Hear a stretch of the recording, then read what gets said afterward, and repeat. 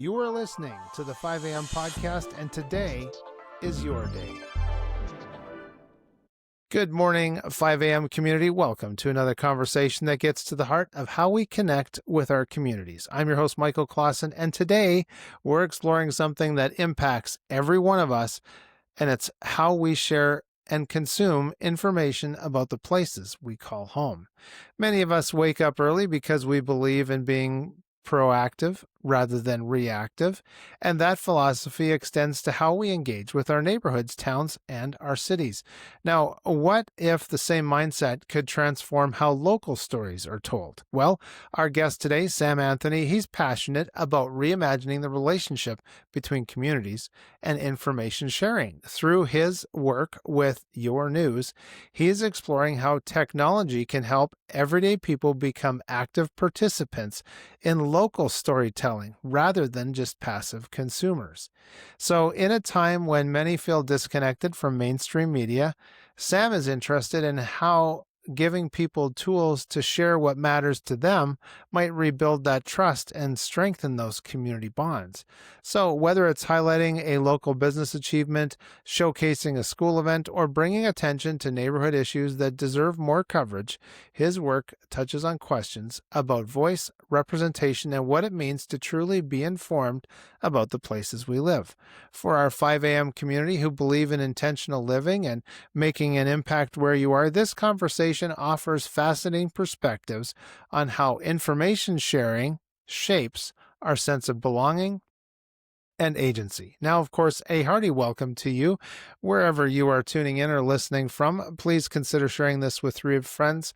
I know many are going to enjoy this conversation. And of course, we want to give a big thanks to those that have given a 5-star review on your favorite podcast player. And of course, thanks to our friends that have headed over to buymeacoffee.com/5am podcast and helped us out with a few of those delicious virtual cups of coffee this week and last. We do appreciate all levels of support. And now, Sam Anthony, welcome to the 5 a.m. podcast. A pleasure to be here. Yes, it's great to have you here. Sam, I wanted to get right into those experiences maybe in your own life that helped you recognize that there was this gap between what matters to local communities and what typically gets considered to be traditional news. So, Michael, it was a great intro, and I agree with all of it. And Okay. when I started this, I just want to tell you, it was a lot of years ago. We believed that the internet was going to transform the landscape of media, which of course it did. But Yes. we set out to build a platform that would ultimately replace the newspaper industry. Now, at the time, radio, TV, wasn't, in the spotlight. It was primarily newspapers. I don't know if you remember, Knight Ridder was being sold, and they sold it for 3 or 5 billion, and they thought it was this massive discount, and now they can't give it away, right? So it's Yes. so the landscape did change, and what we did was we set out to build a platform that would replace it, and we failed miserably. So there, all this time, when I say failed miserably, we're trying to figure it all out. And Yes. I don't have a newspaper background. My background was actually investment banking, capital raising. That's what Okay. I do. And so, we then, I lost a couple partners. We set out to, to do it again. We transformed, and, the whole key is, how do you get local news? How do you do it in every market in America? And how do you do it cost effectively? Because if I had to hire 100,000 news reporters, you'd be out of business before you get started. Yes. So we came up with a really good solution, which I thought was the end all, which turns out it wasn't. And it was an affiliate network, like the network, like Fox, CBS, and ABC have Okay. local Fox, CBS, ABC affiliates. So we had a network of affiliates that was all independent radio stations that had local news departments with stringers running around covering local news. And the value prop to them was, they all have a website, but it's an extension of their signal. So what our product does is it geolocates you, because for your audience, we could serve news to a city, right down to a city level. And so it attracted a whole new customer base. But all of a sudden, the internet started transforming radio and TV too, and now they're on the Yeah. chopping block. Okay, so they Yes. don't have much time left to go, Not much. yeah, no, not much at all. So this is where we had to basically revamp the whole thing, and The model that works is the same model that YouTube has. You know how YouTube, when they started in '05, Hmm. people could just become broadcasters like you, Yes, right? Have you ever worked for a network TV station? Probably not, right? I did. You didn't? Yeah, I did Oh, in you did. Well, Canada. Yeah. most people didn't. And so people started becoming broadcasters, and Yes. they weren't making any money at it. They go to their day job, but hey, I got a podcast, watch it. Then they started monetizing these people and people started making money and the cream rose to the top. So what we did was, I'm not sure if you're familiar with how the media industry works, but if you worked at a network TV station, you probably did. You know how people that have news will send a press release to the media? Hmm. So if you're a Yes. nonprofit like a church and you're having a bake sale, somebody from the church sends that press release in. Yes. News organizations are aggregators. That's what they do. And they Yeah. decide what they're going to air or publish. So that's what we are. We're an aggregator with massive scale. And we're bringing all the country's information under one umbrella and creating one uniform media. The monetization side is for news reporters that do news. It could be local, it could be, market news, it could be state news or national news. And then it's all different kinds of topics. So currently, we now have over 5,000 news reporters, Michael, covering Wow. news. I know. And by the way, you say it's a lot. There's 20,000 cities. Okay, we haven't even covered a quarter of the Yeah. of the country, right? The Right. cities. So yeah, we have 5,100 and change for news reporters and growing. Wow. Amazing.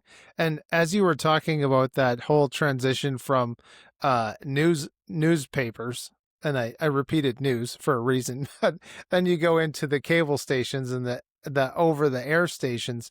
Roger Ailes actually wrote the book The Loudest Voice in the Room, which I read many years ago. I'm not sure if you're familiar with that title, but he documents Fox News and the being in the newspaper world, switching over to cable news, and now, of course, the caution that was a cautionary tale for the very thing that he was talking about in the book of taking out the newspapers.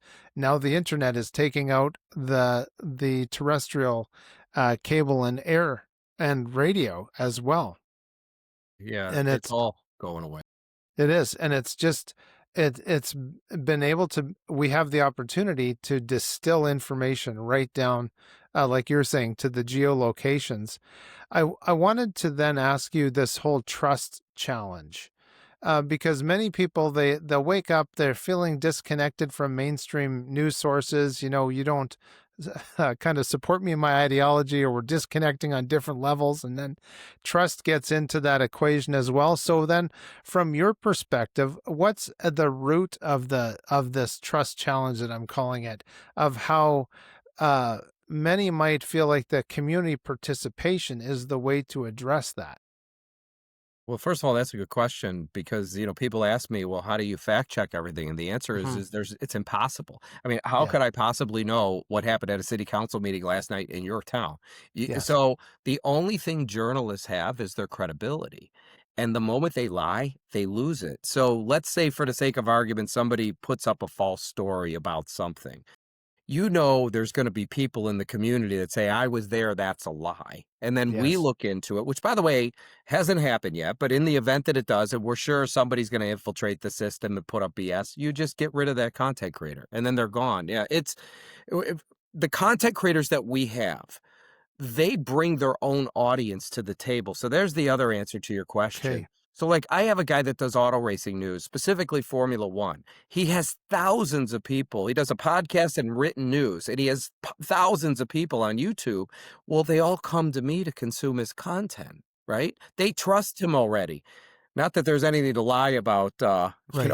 about auto racing, but Yes. you see where I'm getting at. So Yes. from there, they then could, when you log in, it geolocates you, so I know where you live. So if you live in Miami, you're in the Miami edition where there's other content creators. So ultimately, at the end of the day, the legacy media is not going to survive, and it has nothing to do with lying. It has everything to do with the younger generation. By the way, did you see the demographic between 25 and 54 for first quarter?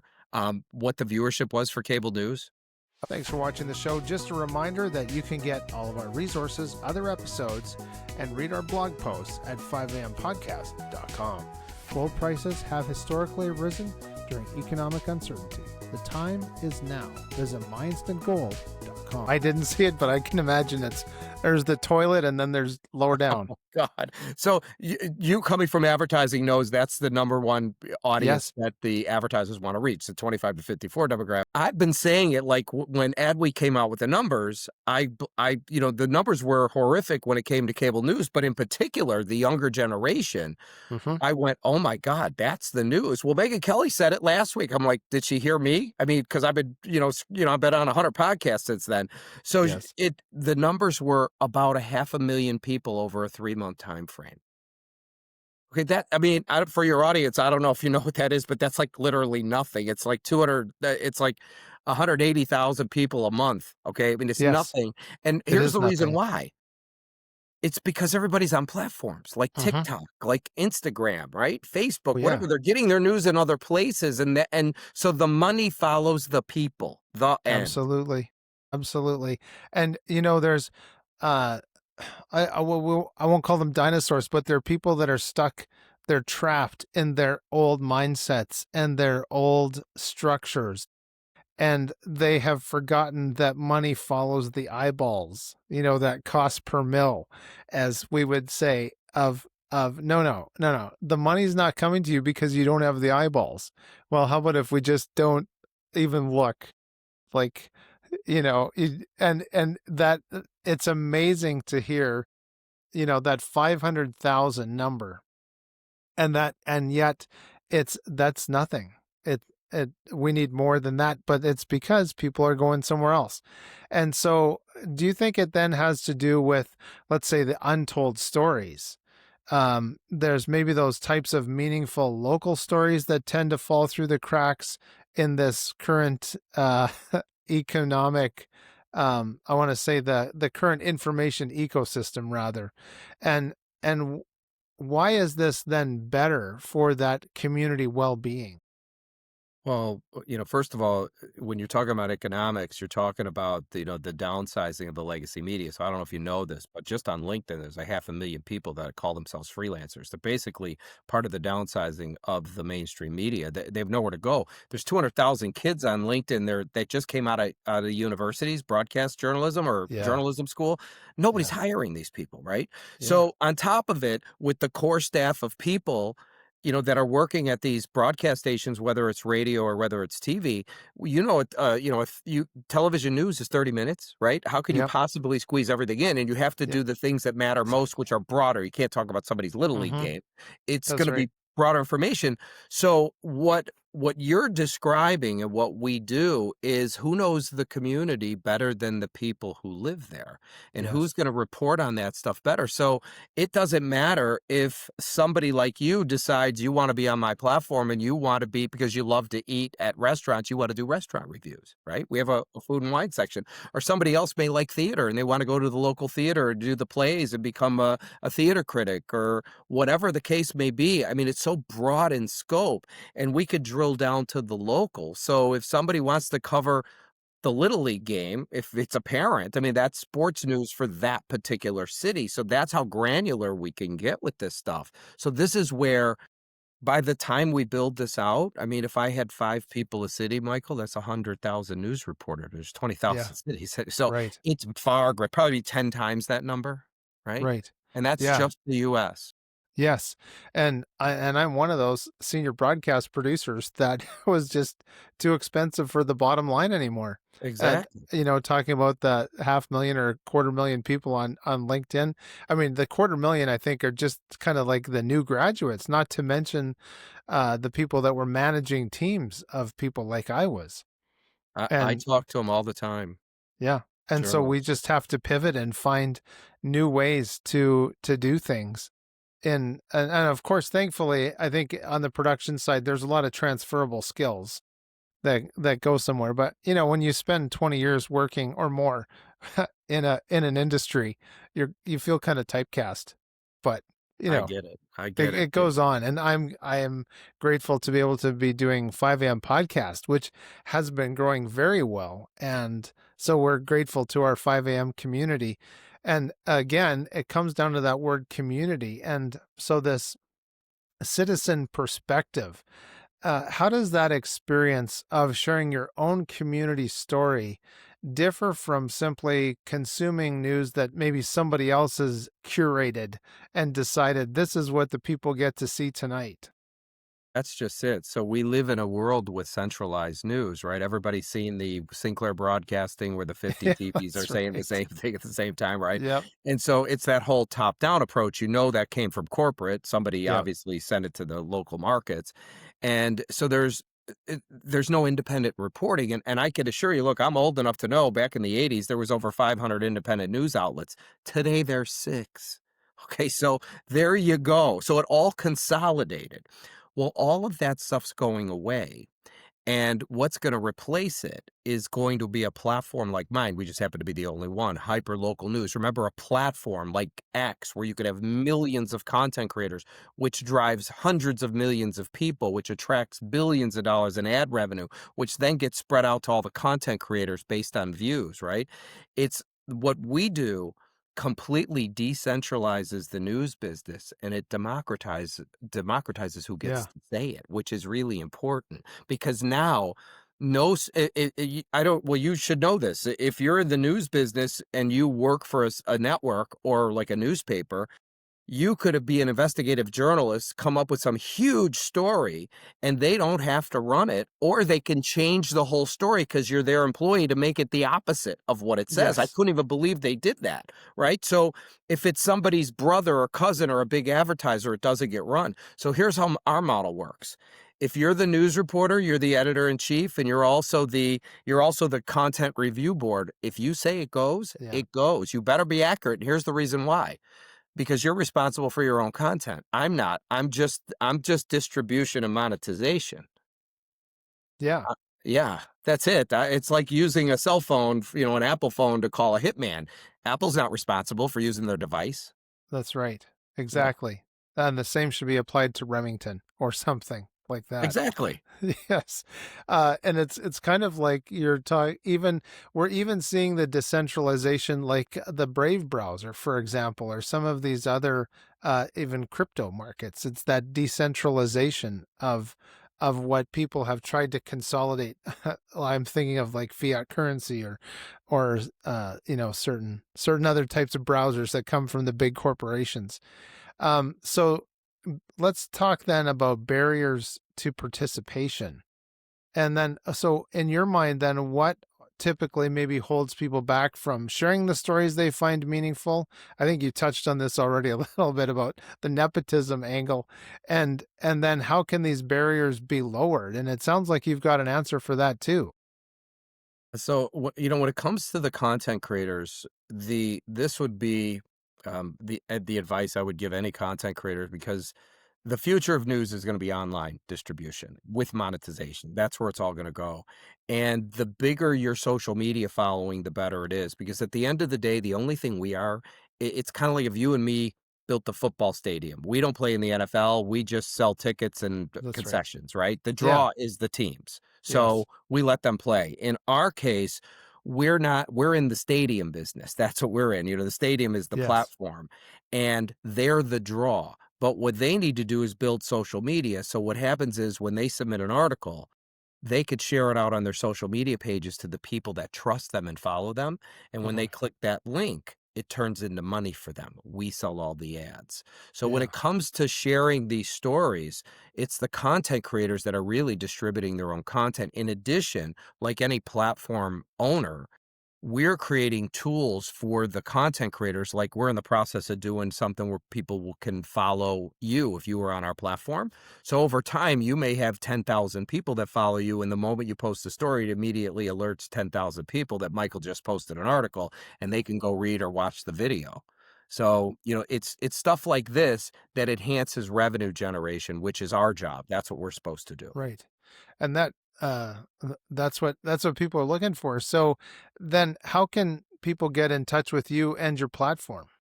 Well, the domain is yournews.com. So when you log in, your provider tells us where you live. And you'll see it at the top of the page. If you don't see it, there's a green button says change your location, put in your zip code. It'll take you to your city. So it's going to look like any news website. We just have massive scale. So I'm in every city in the United States. if you're interested in becoming an actual news reporter and you don't need experience, okay? So believe me, the mainstream media set the bar really low. Okay. So Hmm. any look, and here's what I think. I think it's this opens people up to a whole new what's the word I'm looking for? Like all new people are going to be part of the media where you could have a soccer mom that's never been in the business before, but everybody knows Yes. her. She's articulate and she covers all, the city council meetings, the school board meetings, and everybody knows who she is. And she writes the story and shares it out to the local community. And that's your next go-to person. Hmm. So it's really just about anybody can participate, but if you would like to be a news reporter, if you go to the bottom of the page, there's something that says become a citizen journalist. There's a couple videos that's short. If you like what you hear, you could scroll down, there's an application that comes in. Once it gets approved, you get email notification with instructions on how to use your dashboard. So just like YouTube makes it easy for you to be a broadcaster, we make it easy for people to report news. Wow, And that's great.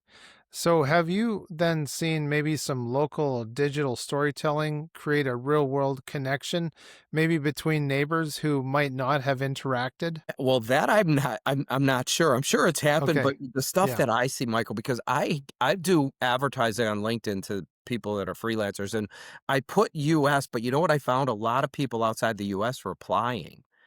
And so I said, "Well, screw it. Let them do it." Well, you know what I'm getting? I'm getting all kinds of world news. I mean, like, boots on the ground in India, boots on the ground in Ireland, boots on the ground in Scotland. And all this and, like, when those riots were taking place Hmm. in Ireland, Yeah. I had a guy covering that. Wow. Photos and I mean, that to me was like, "Holy crap. This is Yeah. like AP," right? Yes. Yeah. And So it's not hidden by the algorithm. at all, right? And Yeah. and so it's true people power journalism. Yes. That's what it is with no filter. So it's up to them to create the stories that matter most to the people and to the communities that they're in. Yes. Wow.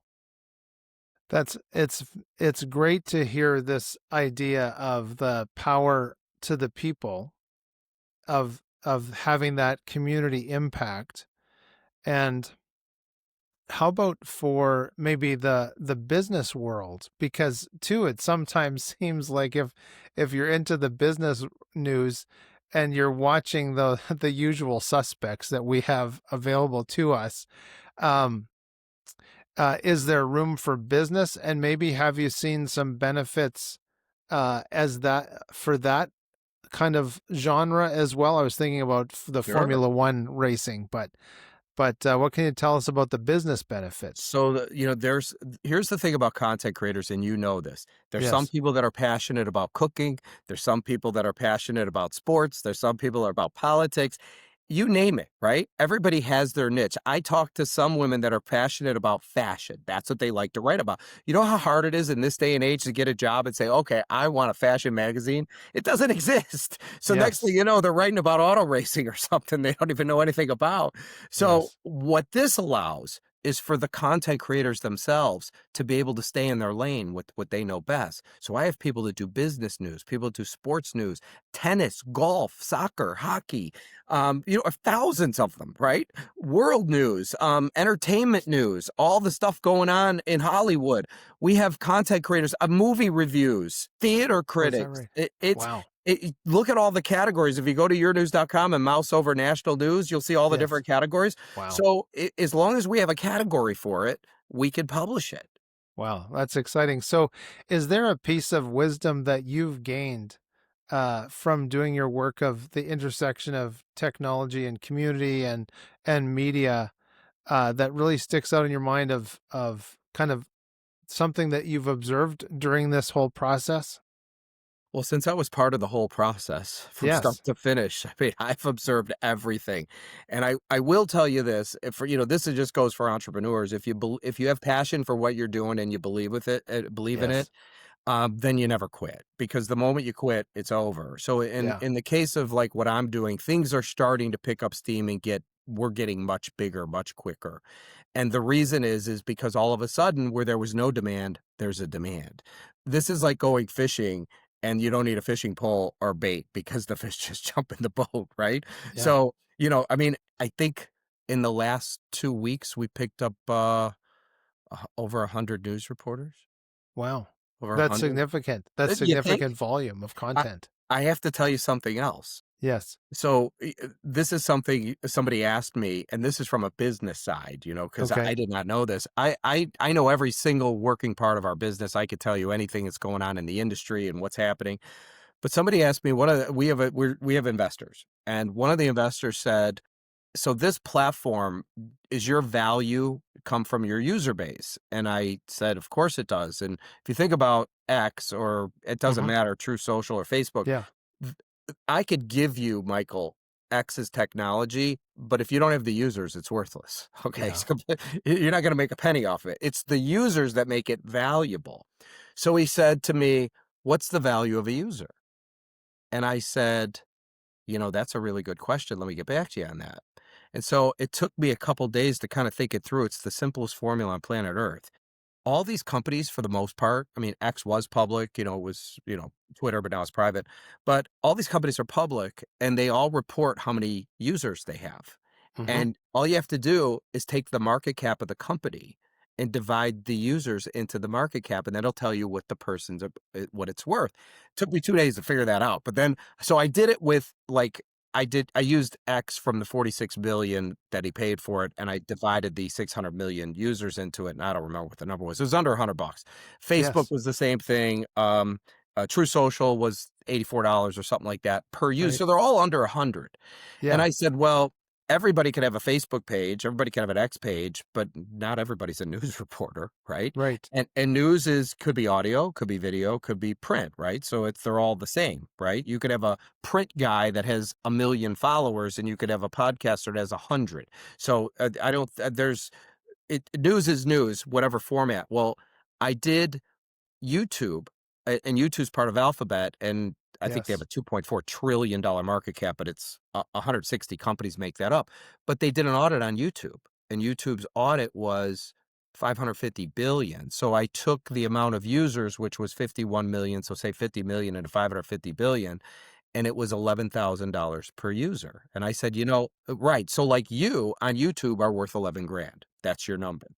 So I said, "Well, what about that makes sense to me because Yeah. you're the draw." That's Whereas right. my mother posting what she had for dinner, 6 people care, and I don't even think they do, okay? Yes. So the next one was Rumble. I said, "Well, let's just see what the numbers are." At the time, it was like 3.2 billion. I think it's 2.5 right now. So at 3 billion, they have 250,000 users. Wow. Interesting enough, it That's was significant. $12,000. Right now, it's 11. So the market, now keep in mind, markets could rise or fall, right? The Mhm. stock market go down or go up, but Yeah. the user base is roughly between 10 and 12,000.